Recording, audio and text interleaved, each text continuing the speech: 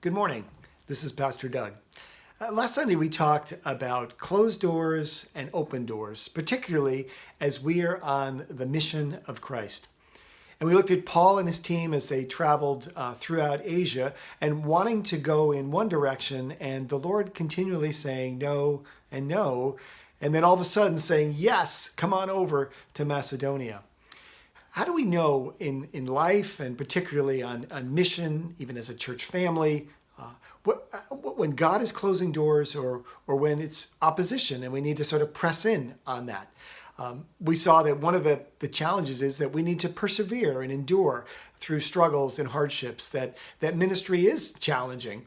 At the same time, we need to be expectant that God opens new opportunities, and as He opens doors, there's tremendous fruitfulness that follows. Of course, when there is that fruitfulness, then once again, we know that there is opposition. Where God is actively at work, we can be sure that the enemy will seek to undermine that work. So beware and be resilient in that.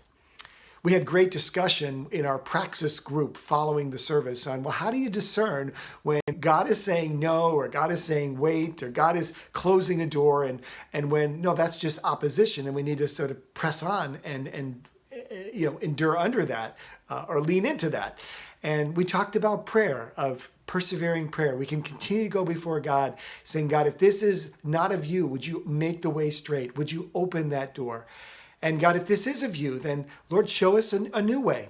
If that is an area where you are saying that's not the time or that's not the place, then show us where you are working so we can fully engage in what you are doing. We want to be a part of your active work.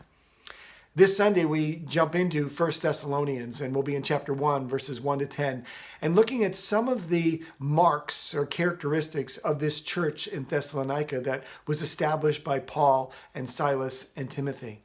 Faith and love and hope were dominant characteristics, and the faith that got expressed in their works, and the love that was manifested in their hard labor and how they served, and a church that had great hope.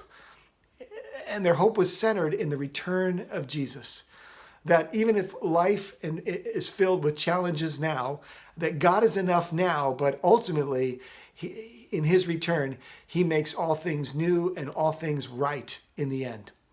So that'll actually be an underlying theme of this whole series of the hope we have in Christ that filters down into every part of the way that we conduct our life today.